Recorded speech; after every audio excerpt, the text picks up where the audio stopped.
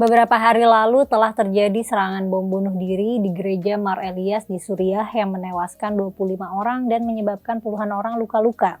Serangan bom bunuh diri ini disebut sebagai teror besar pertama pasca rezim Bashar al-Assad yang lengser sejak Desember 2024. Pemerintah Suriah yang baru bilang kalau dalang tragedi ini berasal dari kelompok negara Islam atau ISIL.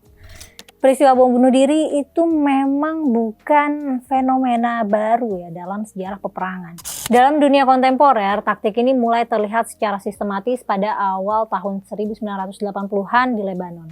Pada Desember 1981, sebuah kelompok Syiah melakukan bom bunuh diri menggunakan mobil yang berisi bahan peledak yang menyasar kedutaan Irak di Beirut, ibu kota Lebanon. Disinyalir serangan ini didukung oleh Iran yang notabene lagi perang dengan Irak. Dalam timeline ini ya, Lebanon memang sedang mengalami perang sipil yang melibatkan kelompok-kelompok beragama. Ketidakstabilan kondisi internal ini akhirnya turut menarik kekuatan luar seperti Israel, Iran, Amerika, dan Prancis. Dalam situasi inilah kelompok-kelompok ekstremis menggunakan bom bunuh diri untuk melawan kekuatan militer asing. 2 tahun setelahnya, yakni pada tahun 1983, kelompok jihad yang menjadi cikal bakal Hizbullah melakukan serangan terhadap kedutaan Amerika Serikat pada bulan April dan diikuti penyerangan terhadap barak militer Amerika Serikat Prancis pada bulan Oktobernya. Barak militer Amerika Serikat dan Prancis diledakkan lewat 2 truk dengan bahan peledak yang dikendarai pelaku bunuh diri hingga akhirnya ratusan pasukan tewas.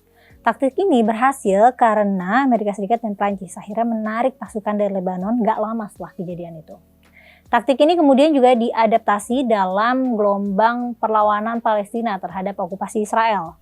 Serangan bom sudah dimulai sejak awal tahun 90-an dan semakin masif sampai menjadi taktik utama selama Intifada kedua, dari tahun 2000 sampai 2005. Dalam konteks Palestina, aksi bom bunuh diri bukan sekedar taktik militer ya, tapi juga dibingkai sebagai tindakan mati syahid dan merupakan bentuk balasan terhadap ketidakadilan, penindasan, penjajahan, dan pembunuhan warga Palestina oleh Israel.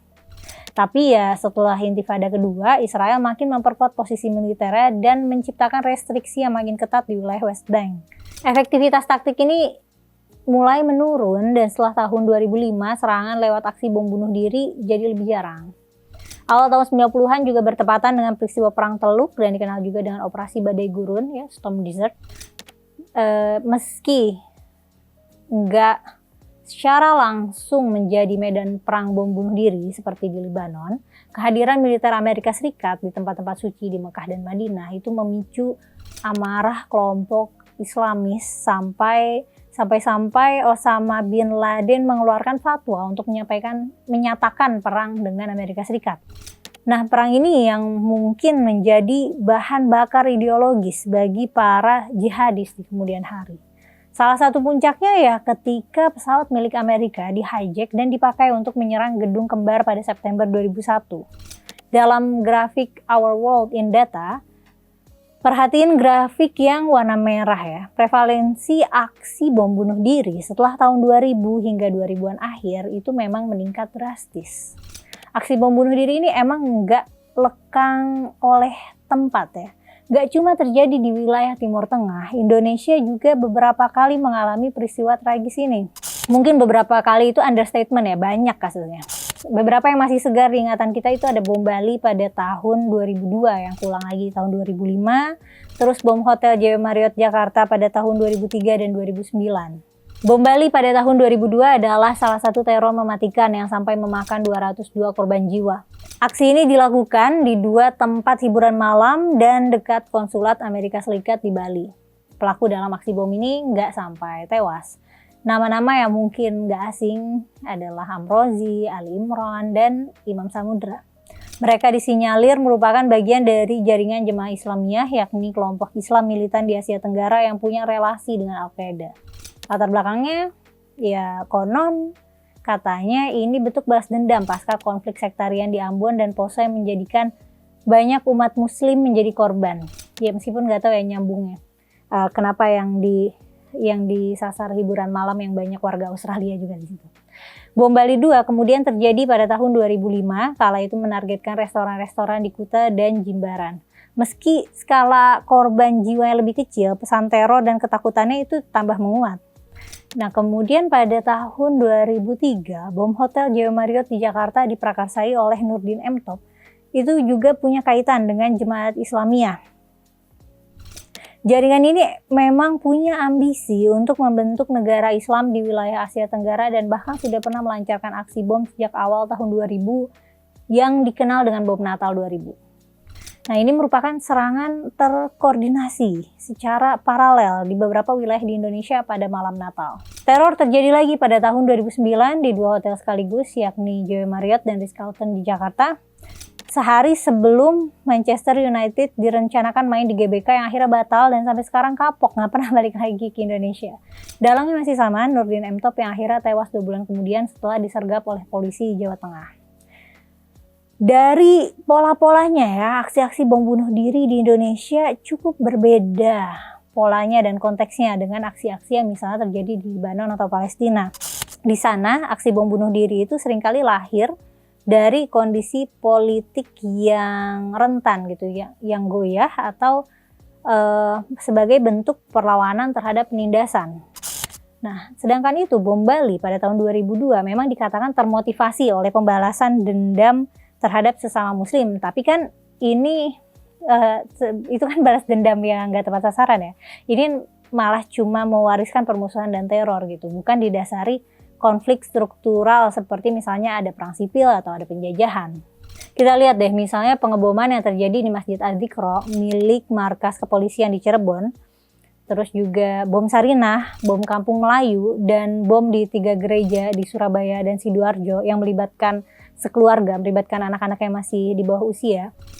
Ya, dari semua kasus itu, kita bisa lihat negara kita sebenarnya tidak mengalami kegaduhan politik atau darurat nasional yang besar atau berarti atau sepadan dengan apa yang terjadi di daerah konflik gitu. Tapi tetap aja gitu ada orang-orang atau ada kelompok yang melancarkan aksi terorisme lewat bom. Hal ini nggak eksklusif terjadi di Indonesia. Di negara-negara yang secara politik tergolong stabil, itu bisa kejadian juga. 2 hari sebelum bom Kampung Melayu, terjadi ledakan bom juga di Manchester Arena yang pas itu merupakan venue konser Ariana Grande. Ya di sana lagi nggak kenapa-napa gitu. Inggris nggak lagi konflik, nggak lagi kacau.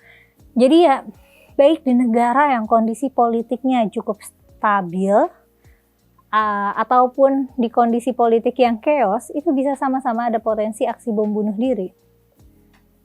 Jadi kenapa ya aksi bom bunuh diri ini fenomena global yang tidak terisolasi pada konteks tempat dan konteks politik tertentu? Ya karena kalau kita perhatikan kayak emang nggak bergantung pada satu konteks agama atau satu konteks sosiopolitik gitu, atau satu konteks budaya tertentu. Banyak cendekiawan yang sepakat bahwa aksi bom bunuh diri itu adalah pilihan rasional dan strategis bagi kelompok yang melakukannya. Ada istilah outbidding, di mana suatu kelompok ekstremis melakukan kekerasan ekstrim seperti bom bunuh diri itu untuk nunjukin kalau mereka tuh serius. Mereka tuh paling serius, paling radikal, paling militan dibanding kelompok lain yang satu gagasan. Nah, agama itu kan memang bisa berkaitan dengan aksi ini ya, bisa menjadi motivasi untuk aksi ini. Tapi ini juga tidak terjadi kesepakatan karena agama bukan titik kausal yang menjadi penyebab murni kenapa aksi bom bunuh diri bisa terjadi. Ajaran kayak misalnya operasi mati syahid yang lekat dengan Al-Qaeda itu bisa jadi faktor kenapa suatu grup mengadopsi taktik bom bunuh diri. Pelaku bisa aja ngutip ayat dari Quran sebagai pembenaran. Jadi tindakan ini nggak dianggap sebagai perilaku bunuh diri gitu, tapi perjuangan gitu atau ijtihad atau istisab. Nah, istilah ini kan jadinya menandakan kalau aksi bom bunuh diri itu bukan kejahatan tapi bentuk kesucian gitu. Bisa juga kita lihat dengan dari sisi kayak gitu. Jadi pelaku tuh nggak diposisikan sebagai orang jahat di kelompok mereka, tapi seseorang yang mengorbankan dirinya atas nama kebaikan. Tapi bisa juga sebenarnya bukan soal ajarannya ya, tapi konsep loyalitas terhadap kelompok itu sendiri. Jadi adanya orang-orang yang mau mengorbankan nyawa mereka atas nama kelompok adalah pertanda komitmen total terhadap perjuangan kelompok. Nah ini kan mereka jadi bisa stand out nih, mereka bisa benar-benar menunjukkan mana yang paling loyal, mana yang beneran loyal, mana yang enggak gitu. Orang yang mau mengorbankan dirinya dia pasti loyal gitu. Nah kita bisa lihat ini dalam konteks Indonesia. Misalnya dalam kasus bom Kampung Melayu Jakarta, itu kan polisi nyebut bahwa motor dari aksi ini adalah kelompok yang mendukung terbentuknya negara Islam, yakni jaringan Baharun Naim yang merupakan cabang ISIS. Menurut pelakunya, polisi dianggap sebagai antek pemerintah yang kafir sehingga diserang, sehingga dijadikan target. Nah, masyarakat sipil yang nggak mendukung agenda yang sama itu juga dianggap musuh. Maka yang disasar adalah ruang-ruang publik seperti klub, tempat konser, restoran, hotel, rumah ibadah, dan lain sebagainya. Jadi mungkin nggak sih aksi-aksi bom bunuh diri yang terjadi di Indonesia kayak terkesan lebih bermuatan ideologis gitu. Karena kita nyerang siapa? Kita malah nyerang orang Kristen, nyerang gereja, kita nyerang tempat-tempat publik gitu. Kita tidak sedang mempertahankan diri dari situasi politik yang mengancam, yang ancamannya beneran gitu ya. Nah, lalu sebenarnya apakah ada suatu agenda global yang terkoordinasi di balik pola-pola dari aksi bom bunuh diri di seluruh penjuru dunia gitu?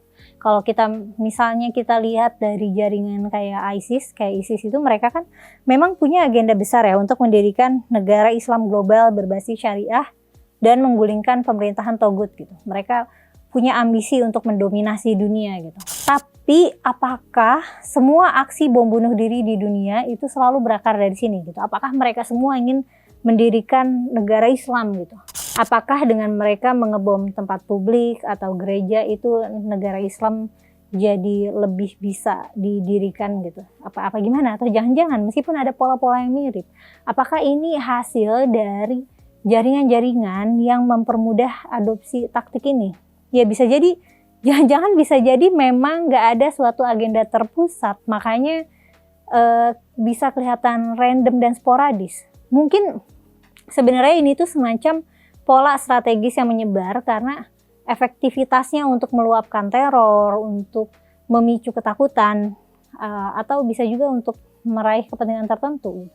Nah, ideologinya ini gampang ditularkan lewat konsep pengorbanan, musuh bersama, dan imbalan surga tentunya. Mungkin nggak ya hal ini yang bikin aksi bom bunuh diri sulit dicegah karena dia secara ideologi dan secara individu itu tidak terisolasi dalam satu kelompok atau tempat, tapi bisa diadopsi siapa saja yang merasa strategi ini dibutuhkan. Tapi kalau menurut kamu gimana nih? Sebenarnya apa sih yang sebenarnya mendasari aksi bom bunuh diri yang ternyata masih marak terjadi gitu? Dan kenapa targetnya bisa apa aja dan di mana aja? Bisa masjid, gereja, kantor polisi, venue, konser, hotel, klub, dan bar gitu. Apakah ini sepenuhnya soal ideologi? Apakah salah agama yang dia yakini? Atau salah ideologi yang dia yakini? Atau ada alasan-alasan lain? Tulis pendapat kamu di kolom komentar ya. Sampai jumpa di konten selanjutnya.